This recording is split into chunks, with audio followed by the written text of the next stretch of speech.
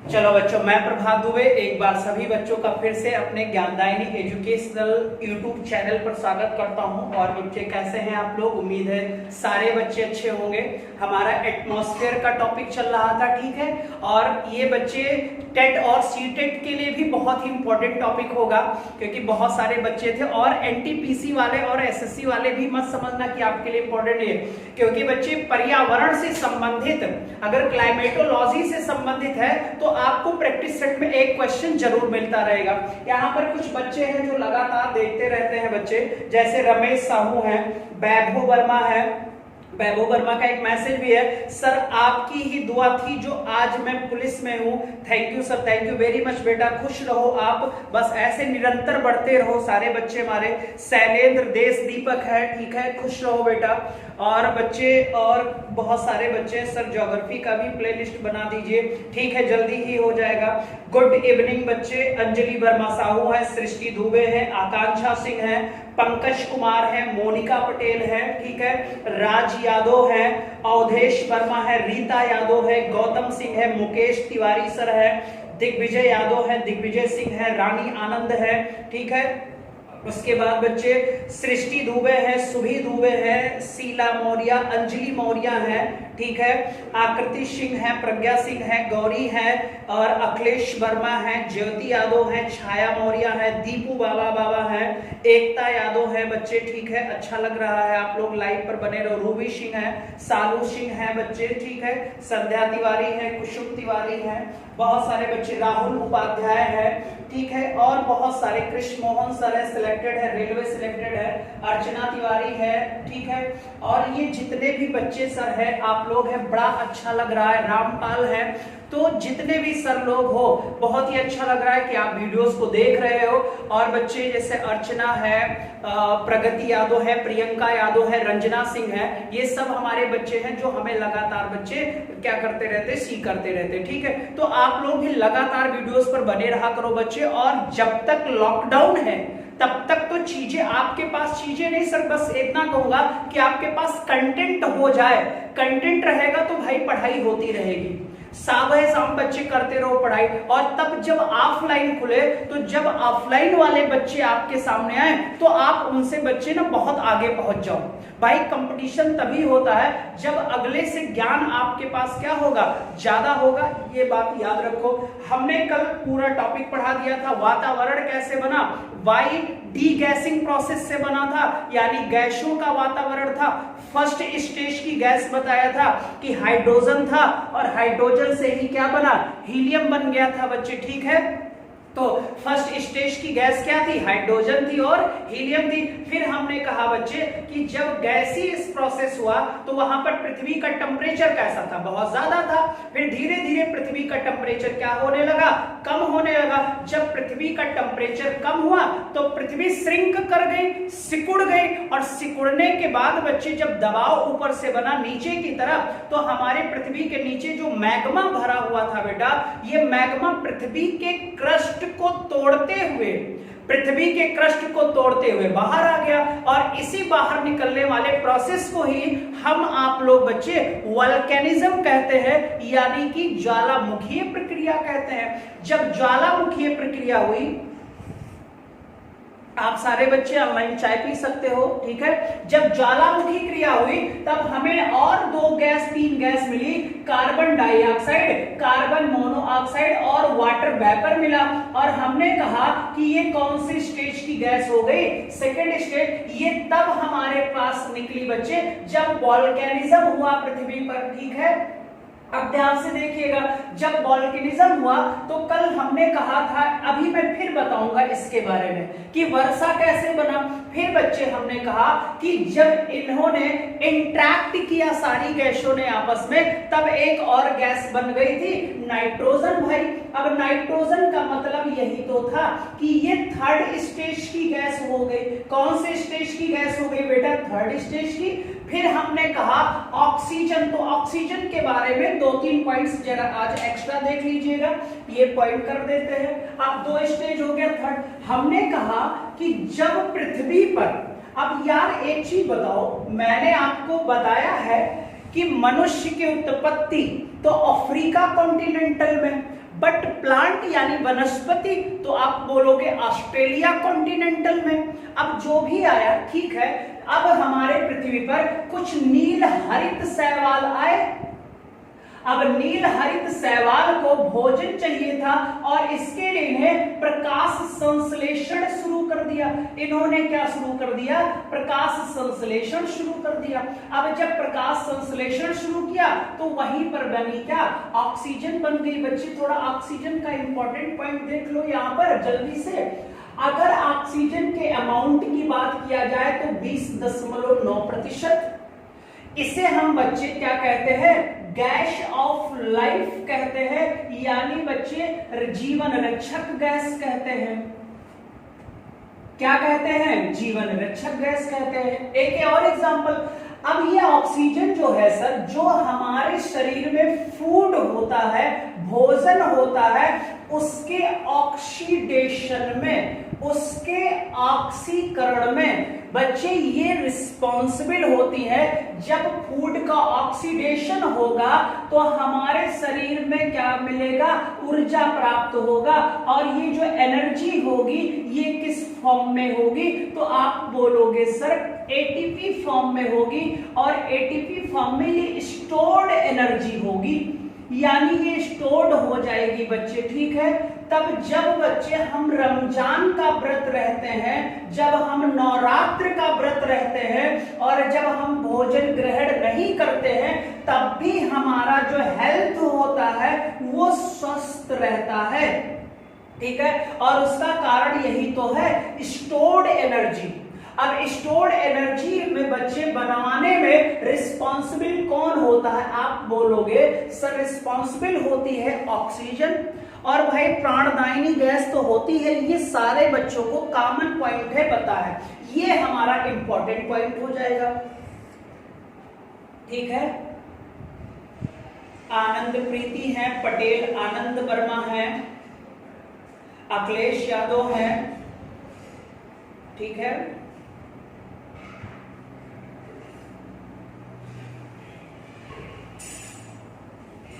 रानी आनंद,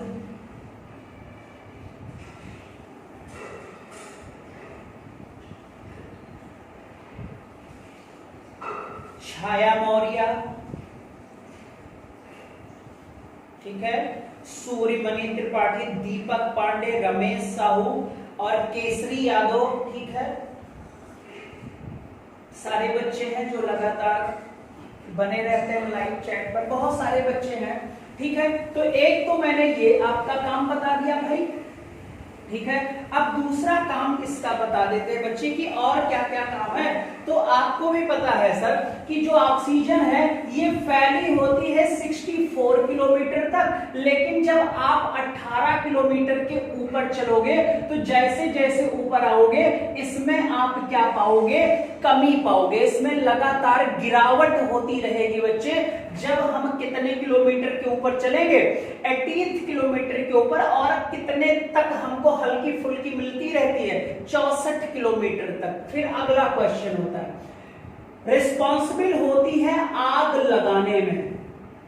आग लगाने में अगर ऑक्सीजन नहीं है तो आप आग नहीं लगा पाओगे। एक बात याद रखना, ऑक्सीजन बढ़ा दूं, नाइट्रोजन घटा दूं तो आगे आग हो जाएगी फिर तो, ठीक है। ये आप याद रखोगे सर जी, ठीक है।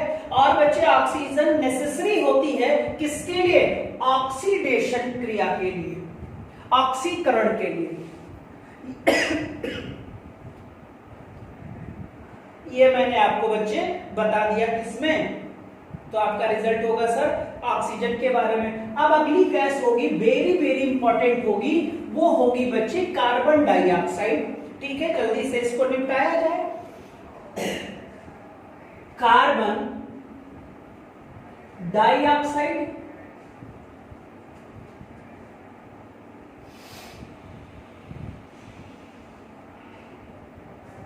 क्या नाम है इसका? Carbon dioxide. अब पहला ही होगा कि सर कार्बन डाइऑक्साइड का अमाउंट कितना है, मात्रा कितनी है? तो आप बोलोगे 0.03% है। फिर दूसरा पॉइंट इसका होगा ये हैवी गैस है। क्या है? हैवी गैस है, यानी कि वायुमंडल की सबसे भारी गैस है, जिसका नाम क्या है, CO2 है।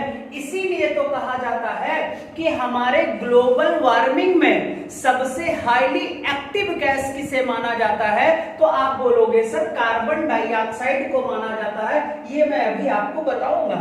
तो 2 पॉइंट हो गया, इसका अमाउंट भी मैंने बता दिया और इसको बच्चे मैंने कहा।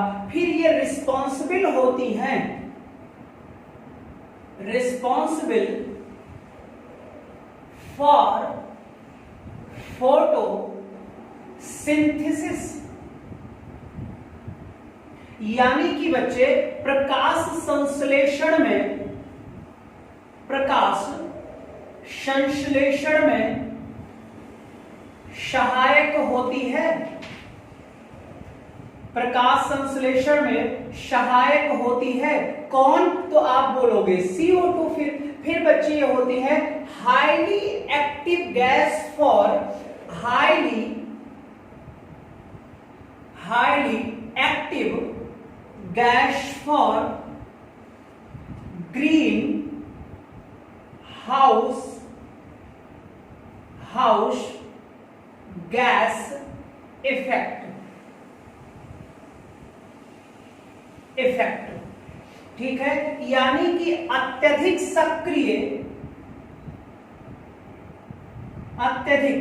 सक्रिय गैस है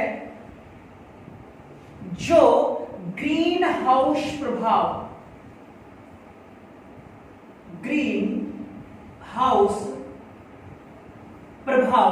में रिस्पॉन्सिबल होती है।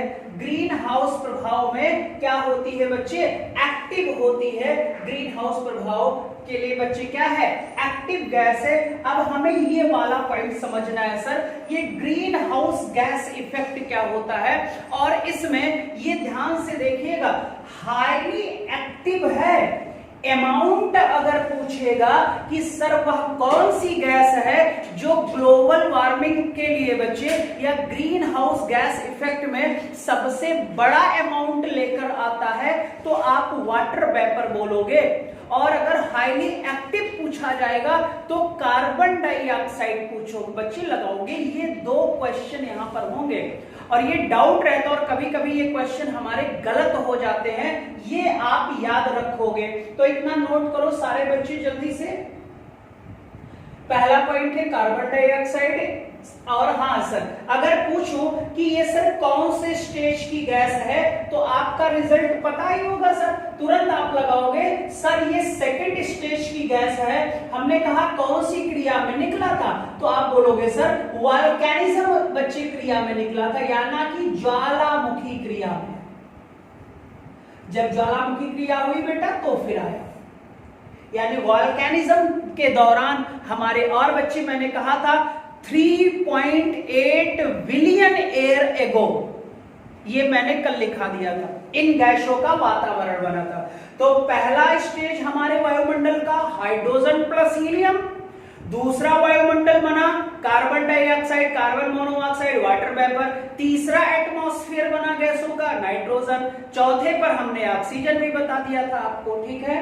ऑक्सीजन के बारे में मैंने आपको बता भी दिया। अब इतनी बात बताओ समझ में आ गई कि नहीं आई सारे बच्चे?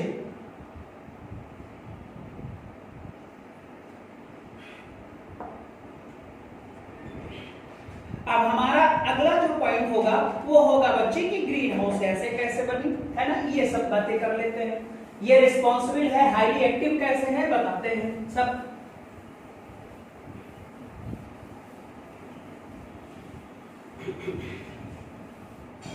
चलो ध्यान से सुनो। जैसे बच्चे एक छोटा सा समझते हैं, पहले एग्जांपल लेते हैं फिर आगे बढ़ते हैं। जैसे बच्चे ये आपका घर है, ठीक है, ये आपका दरवाजा है बच्चे जो लगा हुआ है जिससे आप प्रवेश करते हो घर में, ठीक है। और आपकी ये रूफ है, छत है, ये आपकी खिड़की भी लगा देते हैं जो। चलो ध्यान से सुनना। अब ये हमारा सूर्य है बच्चे, सन है, सूर्य देवता है हमारे, और सूर्य देवता दिन में भाई गुस्साए रहते हैं, ठीक है। जब सूर्य निकलता है तो सूर्य की किरणें बच्चे आप बताओ हमारे छत पर पड़ेगी कि नहीं पड़ेगी? डन है सर, पड़ेगी, ठीक है, पड़ रही है, टच कर रही है, पृथ्वी पर भी हो रही है, ठीक है। फिर ध्यान से देखा जाए, अब ये जो पृथ्वी पर किरणें पड़ रही हैं, ध्यान से देखो, तो ये जो आपकी छत है बेटा, जो रूफ है, अब आप बताओ ये छत का बच्चे जब सौर विकिरण होगा तो टेम्परेचर कैसा होगा? बढ़ जाएगा भाई, टेम्परेचर कैसा होगा? बढ़ जाएगा।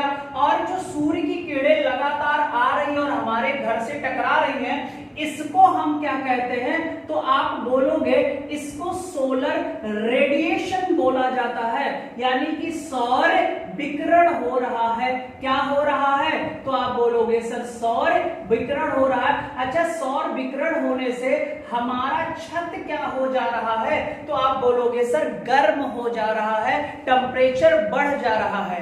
अब आपको पता है ये टेम्परेचर बढ़ रहा है तो ये दिन में बढ़ रहा है कि नाइट में बढ़ रहा है? तो आप बोलोगे सर डे में है। अब डे में सौर विकिरण हुआ, आपको पता है टेम्परेचर बढ़ गया, ठीक है। अब टेम्परेचर बढ़ा तो ये घर के अंदर बच्चे आप बताओ गर्मी होगी कि नहीं होगी? डन है सर, हो जाएगी।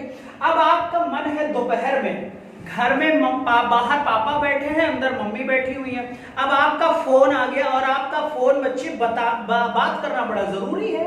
अब पता लगा फोन लेकर आप दोपहर में चले गए, कहां? छत पर। अब बताओ रूफ आपको ठंड मिलेगा कि बहुत ही गर्म मिलेगा? तो आप बोलोगे सर बहुत ही गर्म मिलेगा। रह पाओगे? नहीं रह पाओगे। कौन से समय में? दिन के समय में, ठीक है। फिर मैंने कहा कि चलो ठीक है, लगातार दिन के बच्चे सोलर रेडिएशन के कारण टेम्परेचर बढ़ता चला गया।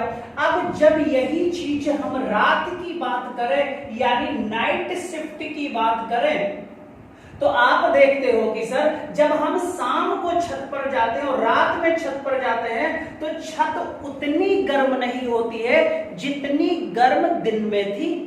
तो डन है सर, यहां का जो टेम्परेचर बढ़ा, यहां गर्मी बढ़ी, इस घर से सर क्या हुआ कि ऊर्जा निकलती गई। अब निकलना शुरू हो गई। अब ये लगातार सौर विकिरण हुआ, टेम्परेचर बढ़ा, शाम के समय बच्चे ये सारी ऊर्जा घर से बाहर निकलने लगी। जब बाहर निकलेगी तो ये एरिया जो अभी तक गर्म था, यहां पर थोड़ा सा बच्चे क्या हो जाएगा? कूल हो जाएगा, यानी यहां पर ठंड मौसम टाइप का चीज आ जाएगा। और जो ये बच्चे लगातार ऊर्जा निकल रही है, यही तो हमें पढ़ना था। ये क्या होता है? तो आप बोलोगे सर ये होता है टेरेस्ट्रियल रेडिएशन। क्या बोलोगे? यानी कि दिन के समय तो सौर विकिरण हो रहा है, लेकिन रात के समय बच्चे पार्थिव विकिरण हो रहा है। क्या हो रहा है? पार्थिव विकिरण हो रहा है। आप याद रखो, जब पार्थिव विकिरण होगा तो रात का टेम्परेचर क्या हो जाएगा? गिर जाएगा, यानी इस एरिया में हम रह सकते हैं जहां हम दोपहर में रह नहीं पाते थे, ठीक है। आप बताओ यहां तक समझ में आया? हमें सिर्फ यहां अभी 2 पॉइंट एग्जांपल के लिए, भाई दिन में सोलर रेडिएशन अत्यधिक है इसलिए हमारी छत गर्म हो गई। और आप लोग गर्मी में देखते हो पंखा चलता रहता है ना सर, तो कमरे में भी गर्मी का एहसास रहता है, लेकिन ऊपर बच्चे अत्यधिक गर्मी, फिर ब्लैंकेट के रूप में काम करता है रूफ हमारा, लेकिन फिर भी गर्म रहता है, ठीक है। फिर ध्यान से देखिएगा, शाम के समय बच्चे यहां पर टेरेस्ट्रियल रेडिएशन हुआ, पार्थिव विकिरण हुआ, सारी गर्मी बाहर निकल गई, तो ये आपका एरिया क्या हो जाएगा? ठंडा हो जाएगा। फिर अगले दिन सोलर रेडिएशन, फिर रात में बच्चे पार्थिव विकिरण। लगातार ये नेचुरल प्रोसेस है, ये लगातार चलता रहता है।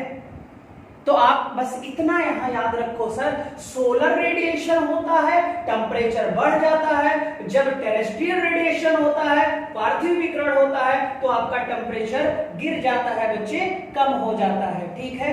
ये आप पॉइंट याद रखोगे, इतनी बात हो गया इतना। अब ध्यान से सुनना बच्चे। अगर बच्चे ये जो है बेटा, ये समझना, अगर ये जो टेरेस्ट्रियल रेडिएशन हो रहा है, लगातार हो रहा है, गर्मी को बाहर भेज रहा है, इसी को हम क्या करें, बाउंड कर दें। यानी कि कोई एक ऐसी लेयर बना दे जिसमें सोलर रेडिएशन तो हो रहा है, जिसमें सोलर रेडिएशन तो हो रहा है, लेकिन टेरेस्ट्रियल रेडिएशन नहीं हो रहा है, टेरेस्ट्रियल रेडिएशन नहीं हो रहा है। तो आप हमको बताओ, जब टेरेस्ट्रियल रेडिएशन नहीं होगा, हम ब्लॉक कर देंगे, तो आप बताओ इस एरिया का टेम्परेचर बढ़ेगा और कि घट जाएगा? तो आप बोलोगे सर जब ऊर्जा निकल ही नहीं पाएगी तो लगातार सोलर रेडिएशन हो रहा है, टेरेस्ट्रियल रेडिएशन नहीं हो पा रहा है, तो यहां का टेम्परेचर जो होगा वो लगातार क्या होता रहेगा, बढ़ता रहेगा, ह्यूमिडिटी भी बढ़ जाएगी। तो आप बताओ ये रहने योग्य होगा कि नहीं होगा? नहीं होगा सर। किसी कमरे को बंद कर दो, दिन में चारों तरफ से ब्लॉक कर दो, लगातार सोलर रेडिएशन हो रहा है, और रात में जब आओगे तो बच्चे वो आग की तरह कमरा रहेगा, लेकिन जब आप कमरे का दरवाजा खोल दोगे तो थोड़ी देर के बाद वो कमरा ठंडा हो जाएगा। यानी कि सर हमने जैसे दरवाजा खोला, जो ब्लॉक किया, बाउंड किया, हमने इस बाउंड को यहां से हटा दिया। अब यार एक चीज बताओ, जब बाउंड नहीं रखोगे तो लगातार टेरेस्ट्रियल रेडिएशन होता रहेगा, तो आपका कमरा बताओ अब रहने योग्य हो गया कि नहीं हो गया? ये हमने एग्जाम्पल लिया था सर अपनी चीजों को समझने के लिए, और ये सब बच्चों के साथ हुआ होगा, ये गारंटी है। ठीक है, अब तो इतनी बात तो आपको समझ में आ गई होगी।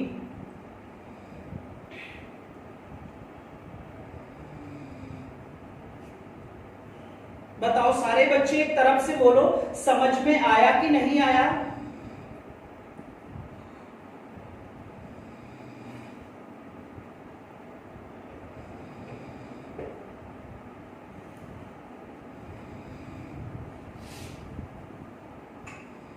इतनी बात तो समझ में हो गए। अब यही चीज बच्चे, इसी चीज को हम अर्थ पे अप्लाई कर दें, अपनी पृथ्वी पर अप्लाई कर दें, तो उसी को तो हम सर ग्लोबल वार्मिंग कहेंगे। तो आओ सर उस पर समझ लेते हैं। बहुत इंपॉर्टेंट टॉपिक होगा, इग्नोर मत करना, अच्छे से कंटेंट नोट कर लेना, 2-3 बार वीडियो चलाकर देख लेना, और ये टॉपिक बहुत ही इंपॉर्टेंट है बच्चे। ठीक है, अब हम यहां पर बात कर ले सर अर्थ की। अब ये हमारी पृथ्वी है, ठीक है। अब पृथ्वी का बच्चे ये वायुमंडल है, हमारी गैसें हैं, ठीक है, और वायुमंडल के साथ साथ ये हमारे क्लाउड है, बादल भी हैं बच्चे, ठीक है। अब बादल है, अब ये हमारा सूर्य है सर, जो लगातार दिन में सौर विकिरण कर रहा है। अब लगातार सौर विकिरण कर रहा है तो लगातार किरणें आ रही है कि नहीं आ रही बच्चे? आ रही है, डन है सर, लगातार आ रहा है, क्लियर हो जाएगा। अब जब लगातार आ रहा है तो वायुमंडल में कई प्रकार की गैसें हैं, वायुमंडल में कई प्रकार की गैसें पाई जा रही हैं भाई। विभिन्न गैसों से ही तो हमारा वायुमंडल एटमॉस्फेयर बना है। इसी वायुमंडल में एक बहुत ही इंपॉर्टेंट गैस है जिसका नाम क्या है? CO2। और आपको पता है यह एक क्या है? भारी गैस है। हमने कहा ये गैसें हमारे अर्थ से ही क्यों थी, तो कल ही हमने बताया था कि हमारे पृथ्वी पर गुरुत्वाकर्षण है जो समस्त चीजों को अपनी तरफ अट्रैक्ट कर रखा है, तभी तो एक आवरण बना हुआ है यार वायुमंडल, इसी को तो कहते हो एटमॉस्फेयर। फिर ध्यान से देखो, जितनी बाहरी गैसें होंगी सर वो ऐसे ही एक बच्चे क्या करेगी? हार्ड लेयर बना लेगी। कौन सी लेयर? हार्ड लेयर बना ली बच्चे। अब जो ये हार्ड लेयर था सर, ध्यान से सुनना, सौर विकिरण हो रहा है। अब यहां पर इस हार्ड लेयर के कारण जब हमारे पृथ्वी का जो टेरेस्ट्रियल रेडिएशन होगा, ये ऊर्जा जब बाहर निकलेगी, तब ये हार्ड लेयर जो बनी है सर, ये जो एक हार्ड लेयर बनी है CO2 की, ये इस टेरेस्ट्रियल रेडिएशन का, मैं लिख देता हूं ना समझ में आ रहा हो, ये जो टेरेस्ट्रियल रेडिएशन हो रहा है ये टेरेस्ट्रियल रेडिएशन का अपोज करेगा। क्या करेगा? अपोज, यानी बच्चे इसे बाहर नहीं निकलने देगा। और हमने कहा ये आवरण मान लो किसका है? CO2 का है। वाटर वेपर भी होता है, मैं अभी बताऊंगा, और वाटर वेपर वाले में वाटर वेपर आपको समझ में आएगा। अब एक चीज सर बताओ, लगातार सोलर रेडिएशन हो रहा है, यहाँ का टेम्परेचर बढ़ रहा है, अगर ये टेरेस्ट्रियल रेडिएशन हो जाए तो यहाँ का जो तापमान होगा वो बैलेंस रहेगा कि नहीं रहेगा? डन है, रहेगा। और अगर मान लो सर ये अपोज कर ले कवरिंग बेटा, जो हार्ड लेयर गैसों की बन गई, फिर आप बताओ टेरेस्ट्रियल रेडिएशन होगा? जब टेरेस्ट्रियल रेडिएशन नहीं होगा तो यहाँ का टेम्परेचर कैसा होगा यार? जल्दी से बताओ। बढ़ जाएगा। टेम्परेचर कैसा होगा? बढ़ जाएगा। और टेम्परेचर जब बढ़ जाएगा तो आप बताओ यहाँ पर रहने योग्य होगा? नहीं होगा सर, हम आप लोग नहीं रह पाएंगे, हम आप लोग नहीं रह पाएंगे बच्चे, ठीक है। तो दिन में बच्चे आपको भी पता है अर्थ गर्म होती है, और जब रात होती है तो अर्थ ठंड हो जाती है। कारण गर्म होने का तो ये बच्चे सोलर रेडिएशन। अभी मैंने घर में पूरा समझा दिया। सौर विकिरण, और अगर ये लेयर ना बने बच्चे, खुल जाए, तो आपको पता है टेरेस्ट्रियल रेडिएशन होता रहेगा। आपको भी पता है सर, ठीक है। तो फिर हमारे पृथ्वी का अर्थ का टेम्परेचर डाउन हो जाएगा सर, ठीक है। सनलाइट भी बहुत जरूरी होती है, आपको पता ही है सर। सनलाइट भी हमारे लिए बहुत जरूरी होती है। ये हमारा एटमॉस्फेयर होता है। क्या होता है? एटमॉस्फेयर। और एटमॉस्फेयर में आप जानते हो बच्चे बहुत सारी गैसें होती हैं, उसी में सबसे खतरनाक और भारी गैस होती है जिसे हम CO2 कहते हैं, हम CO2 कहते हैं। इतनी बात बताओ, समझ में आई कि नहीं आई?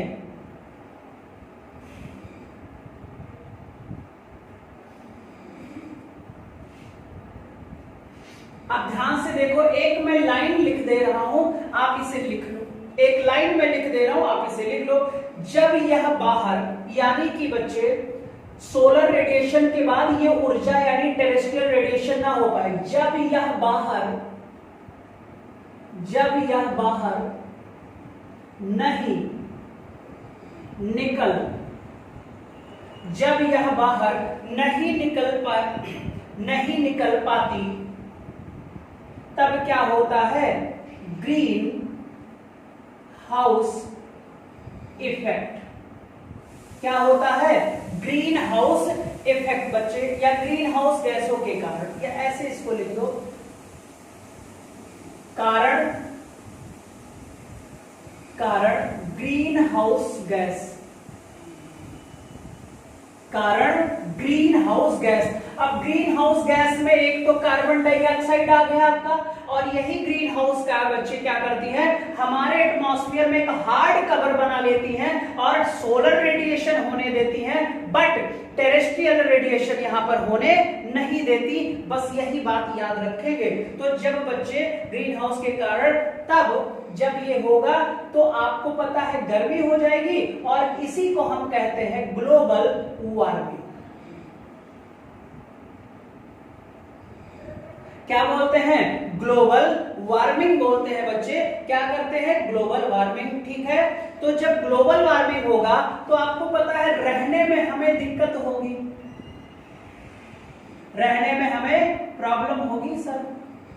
जब हमें रहने में प्रॉब्लम होगी तो पृथ्वी के सभी जीव जंतु को भी तो प्रॉब्लम होगी। तो हमारी जो स्पीसीज होती हैं बच्चे, ये संकट वाले अवस्था में आ जाती है, यानी कि असुरक्षा हो जाती है इनके लिए सर, ठीक है। और हाँ सर, एक चीज याद रखना, ये जो ग्रीन हाउस गैस की बात किया ना, ग्लोबल वार्मिंग, ये पर्टिकुलर किसी देश की बात नहीं कर रहा, पर्टिकुलर किसी कॉन्टिनेंट यानी कि महाद्वीप की बात नहीं कर रहा। ग्लोबल वार्मिंग हमारे पूरे विश्व के लिए है, और ग्लोबल वार्मिंग बढ़ा तो डन है हमारे ग्लेशियर पिघलना शुरू हो जाएंगे, हमारी जो स्पीसीज हैं वो खतरे में पड़ जाएंगी, ये नुकसान होता है। और आपको भी पता है जब लगातार वाटर लेवल बढ़ेगा तो फिर प्रकृति का भी तो विनाश हो जाएगा। भाई एक छोटा एग्जांपल है, बहुत सारे बच्चे खेती वोती करते हैं, तो आप देखो सर जब खेती करते हो तो खेत में टमाटर का पौधा लगाते हो, जब छोटा सा रहता है, बैगन का पौधा लगाते हो, तो जब टमाटर बैगन लगाते हो सर तो वहां देखो ना, पेड़ लगाने के बाद चारों तरफ एक बाउंड बना देते हो, बांध टाइप का बाउंड बना देते हो बच्चे, तो वहां पानी डाल देते हो आप लोग। तो पानी एक चीज बताओ, पूरे नदी का पानी डाल देते हो, हल्का सा पानी डालते हो, यानी जितनी उस पेड़ की क्षमता है, अब क्षमता से ज्यादा पानी दे दोगे तो पेड़ में पानी लगने के कारण वो पेड़ सूख जाएगा, ये आप याद रखो। तो भाई जितनी हमारी क्षमता है उससे अधिक टेम्परेचर हो जाएगा तो आप बताओ पक्का है हमारे लिए नुकसानदेह हो जाएगा, बहुत सारे रोग आ जाएंगे, सारे लोग संकट। आज देख लो बच्चे, कोरोना वायरस छाया हुआ है, पूरा विश्व संकट में आ गया है ना। अब यहाँ पर एक पॉइंट और हम बात कर लेते हैं, ध्यान से सुनना। ये तो हमारे पृथ्वी का एटमॉस्फेयर हो गया ना सर। अब हम अगर बुध ग्रह की बात करें, जिसे आप मरकरी कहते हो, अगर हम बुध ग्रह की बात करें तो आपको पता है सर कि बुध ग्रह जो है वो सूर्य के सबसे नजदीक है। अब कुछ लोग कहते हैं सर सूर्य के सबसे नजदीक है तो वो जितना दिन में गर्म रहता है उतना ही रात में ठंडा भी हो जाता है सर, बल्कि इस ग्रह को तो बहुत ही गर्म होना चाहिए क्योंकि सोलर रेडिएशन अत्यधिक होता है। तो मैं एक चीज आज आपको बता दूं, ध्यान से सुन लेना। अगर हम बुध ग्रह की बात करें तो यहां पर बुध ग्रह का अपना कोई वायुमंडल नहीं है, यानी बुध ग्रह का अपना कोई एटमॉस्फेयर नहीं है सर। और अगर एटमॉस्फेयर नहीं है तो मान लो ये मरकरी है, सोलर रेडिएशन हो रहा है, उतनी ही तेज से तो बच्चे टेरेस्ट्रियल रेडिएशन भी तो हो रहा है कि नहीं हो रहा। आप बताओ यार, क्या यहाँ पर कोई गैस है जो टेरेस्ट्रियल रेडिएशन का अपोज करे? कैसे करे यार, जब इसका कोई अपने गैस का एटमॉस्फेयर ही नहीं है। तो इसीलिए सर बच्चे आपको पता है कि दिन में टेम्परेचर 400 भी चला जाता है, 350, और रात में टेम्परेचर -300 भी तो पहुंच जाता है। जितनी तेज सोलर रेडिएशन यहाँ हो रहा है उतनी ही तेज यहाँ पर टेरेस्ट्रियल रेडिएशन भी तो हो रहा है। कौन से ग्रह की? बुध ग्रह की बात है जो सन के सबसे नजदीक है, सूर्य के सबसे नजदीक है सर। क्यों सर? आपको पता होगा सर इसका कोई भी अपना एटमॉस्फेयर नहीं है, बट पृथ्वी का अपना एटमॉस्फेयर है। ठीक है, ये पॉइंट याद कर लो सारे बच्चे। और अब बताओ यार, इतनी बात समझ में आ गई कि नहीं आ गई?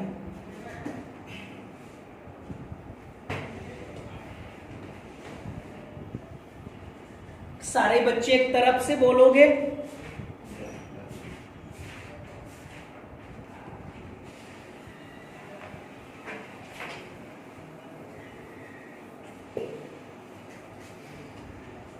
चलो ठीक है, ये मैंने आपको बता दिया बच्चे। ठीक है, अब यहां पर अगर हम बात करें बच्चे, ध्यान से सुन लेना कि अगर बच्चे ग्लोबल वार्मिंग है तो यहां पर ग्रीन हाउस गैसें थोड़ा सा लिख लीजिएगा कहीं पर। सबसे हैवी अमाउंट में होता है वाटर वेपर, जल वाष्प,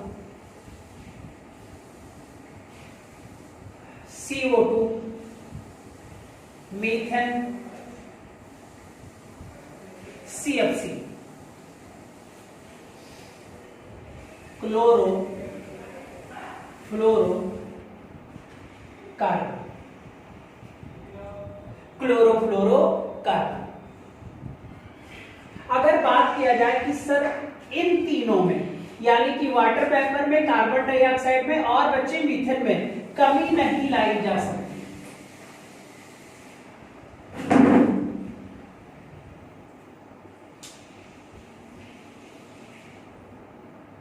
लेकिन CFC में कमी लाई जा सकती है, कमी में लाई जा सकती है। एक बात याद रखो, सीएफसी आपको पता है एसी बच्चे, फ्रिज। अब भाई अगर आप लोग एसी फ्रिज का इस्तेमाल करना बंद कर दो तो आपको पता है सर सीएफसी की कमी हो जाएगी। लेकिन आप बताओ, कल मैंने श्वसन की क्रिया में बताया था कि बच्चे श्वसन में हम लेते कितना है, यानी 0.03% और निकलता कितना है यार 3 से 4%। क्या आप सांस लेना बंद कर दोगे इसके अमाउंट को घटा दें? तो इन तीनों गैसों में तो बच्चे कमी नहीं की जा सकती है, लेकिन सीएफसी के लिए रिस्पॉन्सिबल स्वयं ह्यूमन होता है, मानव है। अब भाई एसी फ्रिज बच्चे रेफ्रिजरेटर का प्रयोग करना बंद कर दो तो इस गैस के बच्चे क्या कहते हैं, गैस जो होगी इसमें लगातार क्या आएगी, कमी आएगी। तो ये बच्चे ग्रीन हाउस इफेक्ट है। तो ग्लोबल वार्मिंग में ये भी तो होता है बच्चे की सीएफसी का। जब आप पढ़ोगे ओजोन, क्या पढ़ोगे, ओजोन, तब हम आपको बताएंगे बच्चे की सीएफसी का इंपॉर्टेंस क्या है। सीएफसी बच्चे हमारे क्षोभ मंडल में भी है, ठीक है, और सीएफसी हमारे कहां है, ओजोन मंडल में भी है। आपको पता है ओजोन मंडल ही है, और स्थल मंडल पर भी है। हमारे यहाँ की ओजोन बच्चे जो समताप मंडल वाली ओजोन है वो तो हमारे लिए लाभदायक है, ठीक है, और अगर हमारे जो स्थल की ओजोन है वो हमारे लिए खतरनाक है सर, ठीक है। तो ये हमने ग्रीन हाउस गैसें भी बता दिया, ठीक। बाकी आगे हम बात करेंगे इसकी। अब आपका ऑक्सीजन खत्म हो गया, नाइट्रोजन खत्म हो गया, कार्बन डाइऑक्साइड खत्म हो गया। ग्लोबल वार्मिंग के बारे में भी मैंने आपको थोड़ा सा बता दिया बच्चे, ठीक है, ठीक। अब यहां पर एक नोट डाल दो, CO2 में ही नोट डालो और लिखो हाईली एक्टिव, कहां, ग्लोबल वार्मिंग, CO2 अत्यधिक सक्रिय,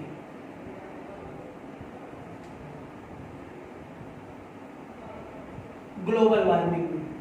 फिर दूसरा पॉइंट यहां पर डार्क पेन का इस्तेमाल करके लिखो, on the basis of amount, on the basis of amount. अगर हम मात्रा में पूछेंगे तो आप लगाओगे वाटर वेपर, वाटर वेपर आगे मैं पढ़ाऊंगा 3 से 4%। और आपको पता है सर इसमें कमी नहीं लाई जा सकती। ये इसलिए हाईली एक्टिव है क्योंकि ये सबसे भारी गैस है। इसका अमाउंट आपको पता है 0.03%। तो इससे तो इसका अमाउंट ज्यादा है कि नहीं है, ज्यादा है। ये 2 पॉइंट्स आपके वेरी वेरी इंपॉर्टेंट है। और अगर ग्लोबल वार्मिंग बढ़ेगा बच्चे तो इससे जो नुकसान होता है हमें, ठीक है, इससे बच्चे ग्लेशियर पिघलने लगता है,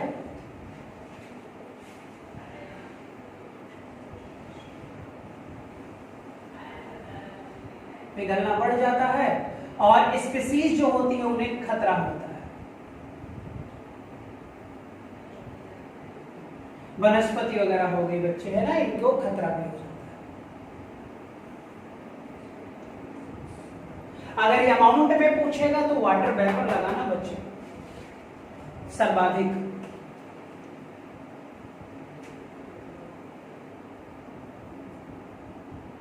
मात्रा में। और एक्टिव की बात करेंगे तो CO2।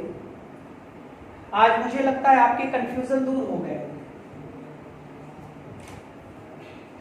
चलिए अगला पॉइंट, अब हम वाटर वेपर की ही बात करेंगे।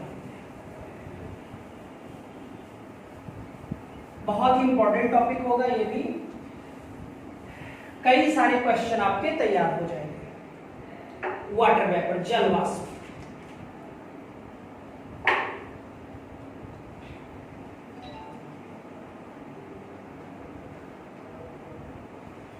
और अब इसको शॉर्ट में यूवी लिखे, WP लिखेंगे बच्चे, है ना।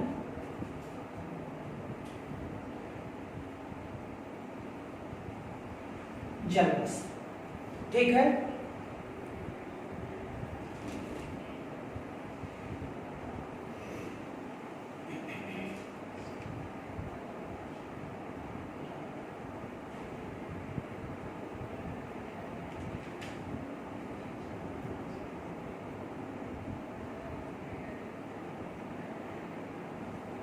लिख लिया बच्चे वाटर वेपर।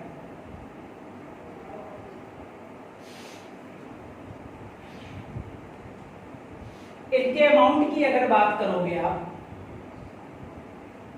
तो अमाउंट होता है 3 से कितना परसेंट, 4%। ठीक है, 3 से कितना परसेंट, 4%। और याद रखो बच्चे, एक पॉइंट यहां पर लिख लेना, अभी मैं बताऊंगा।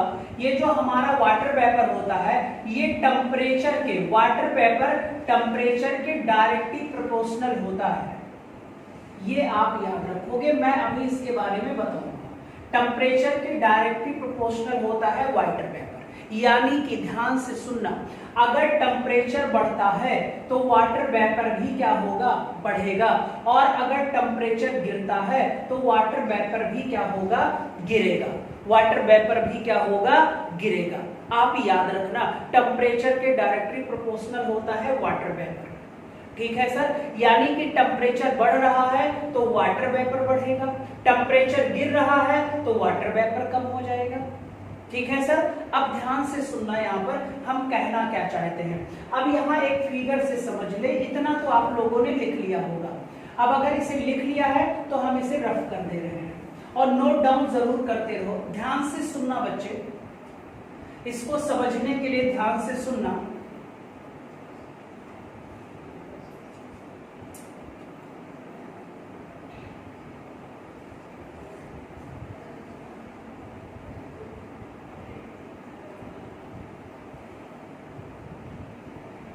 ये पानी है,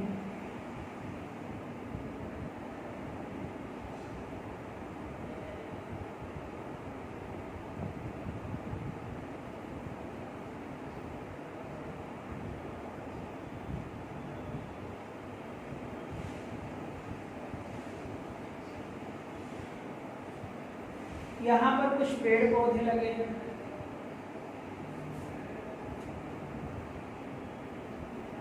अब ध्यान से सुनो, हमने अभी लिखा था कि जो वाटर वेपर होता है ये बच्चे टेम्परेचर के डायरेक्टली प्रोपोर्शनल होता है। अब यहाँ पर ये सूर्य भगवान है, हमारे सूर्य भगवान है। अब यहाँ पर ध्यान से सुनना, ध्यान से सुनना, हमारे वायुमंडल में तो, एटमॉस्फेयर में तो वाटर वेपर है, हमारे एटमॉस्फेयर में वाटर वेपर है, जलवाष्प है, यानी कि बच्चे वाटर वेपर कुछ यहां पर है।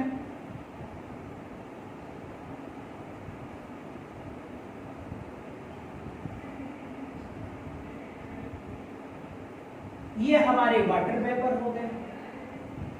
क्या हो गए बच्चे, वाटर वेपर हो गए। और हमने कहा कि बच्चे टेम्परेचर जब बढ़ेगा, तो जब टेम्परेचर बढ़ेगा तो आपको पता है सर, अब यहां पर एक और फिगर से समझ लेते, ध्यान से समझना।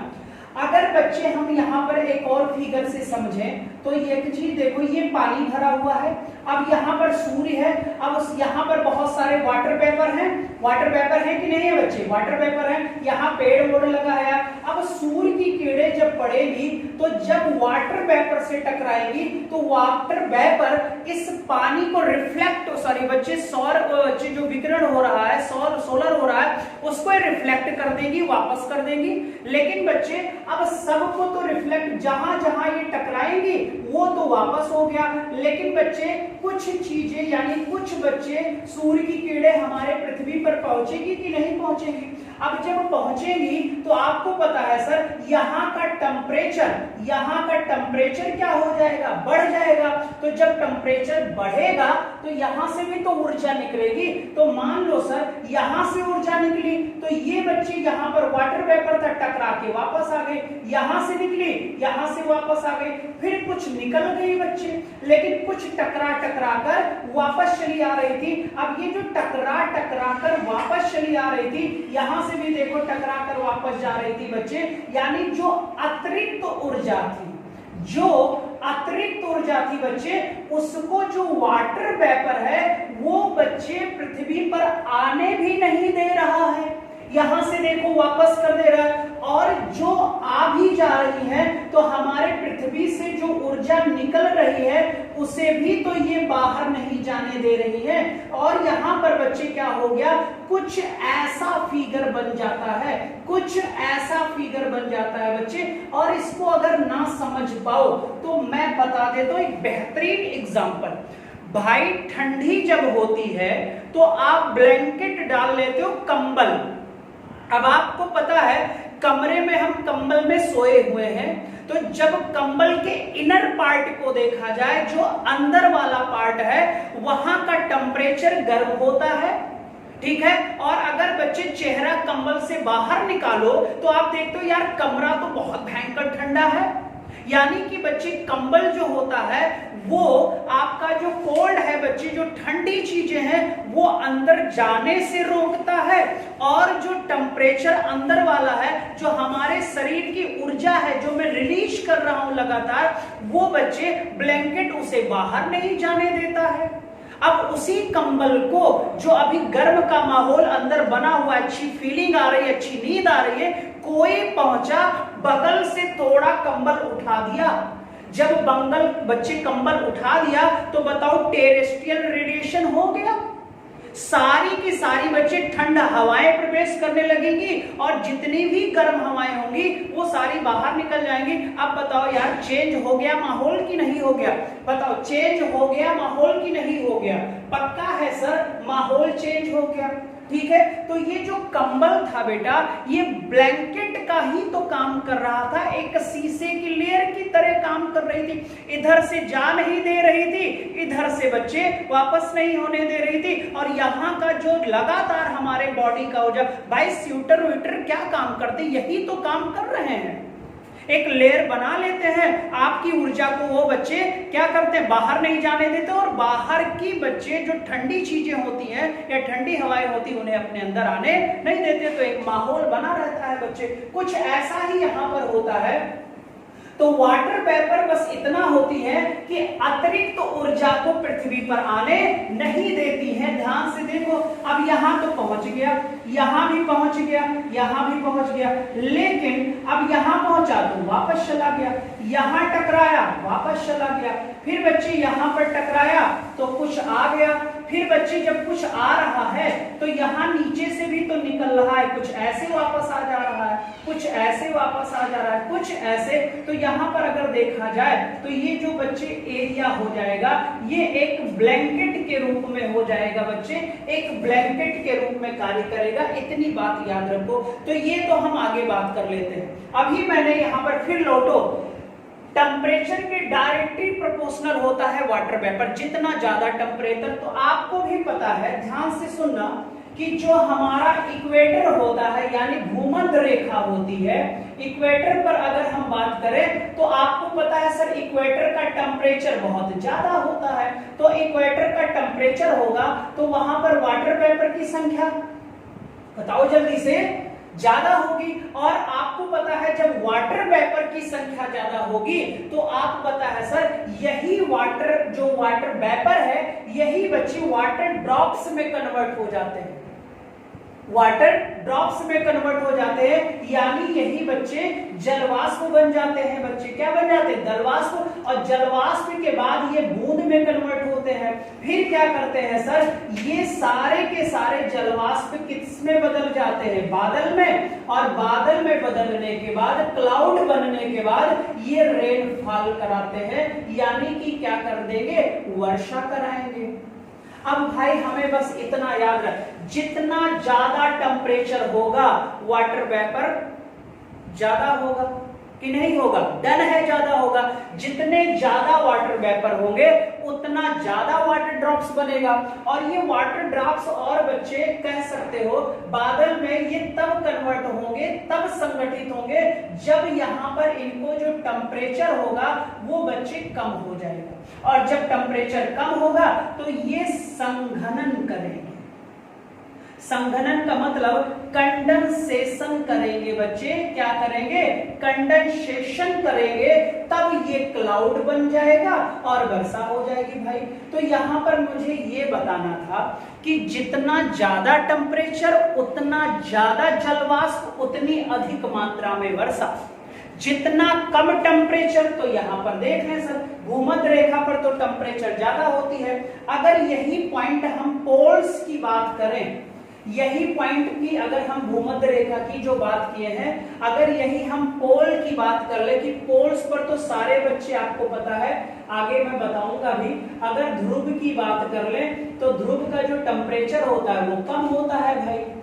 जब टेम्परेचर कम होगा तो आपको पता है वाटर वेपर कम हो जाएगा। जब वाटर वेपर कम होगा तो बादल भी कम होंगे, और बादल भी जब कम होंगे तो आप बताओ इस क्षेत्र में रेनफॉल में क्या आ जाएगी, कमी आ जाएगी। रेनफॉल में क्या आ जाएगी, कमी आ जाएगी। रेनफॉल में क्या आ जाएगी, कमी आ जाएगी। इतनी बात बताओ समझ में आई कि नहीं आई, जल्दी से बताओ।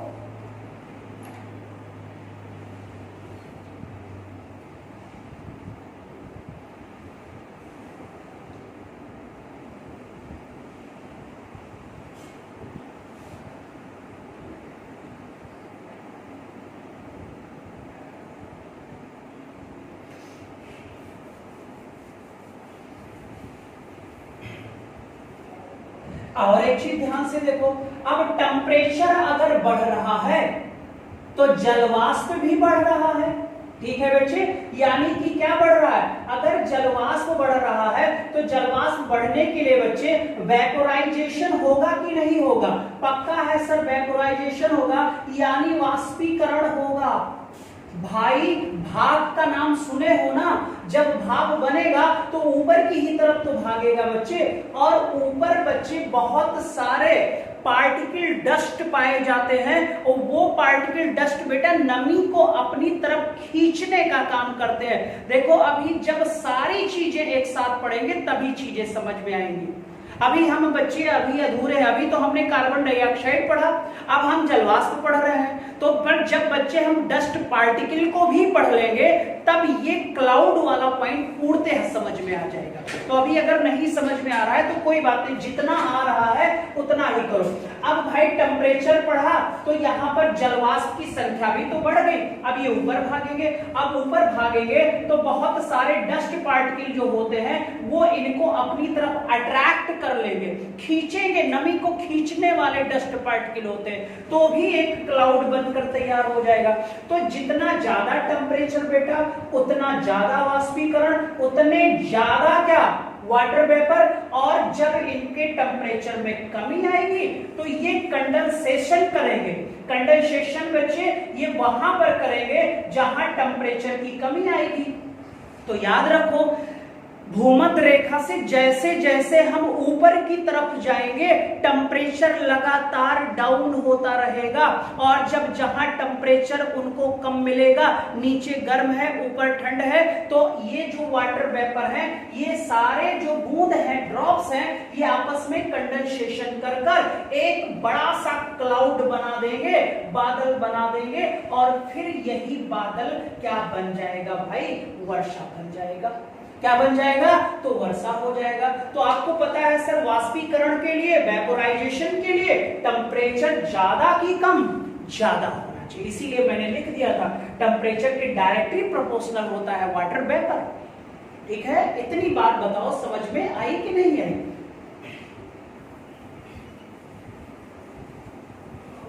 नहीं समझ में आया, 2 बार वीडियो को बच्चे देख जरूर लीजिएगा, ठीक है, तो फिर आपको चीजें समझ में आ जाएंगी। अब यहाँ पर टेम्परेचर ज्यादा होगा तो हमने कहा सर अगर टेम्परेचर बढ़ गया तो वेपोराइजेशन बढ़ जाएगा, यानी वाष्पीकरण। ठीक है, अब ये वाला लिख लो बच्चे, इसे कहते हैं बेटा ब्लैंकेट ऑफ अर्थ। इसे क्या कहते हैं, तो आप बोलोगे ब्लैंकेट ऑफ अर्थ।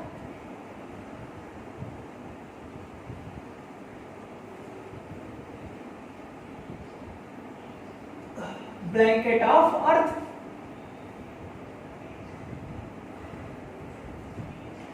ब्लैंकेट आप क्या बोलते हो इसे, अर्थ।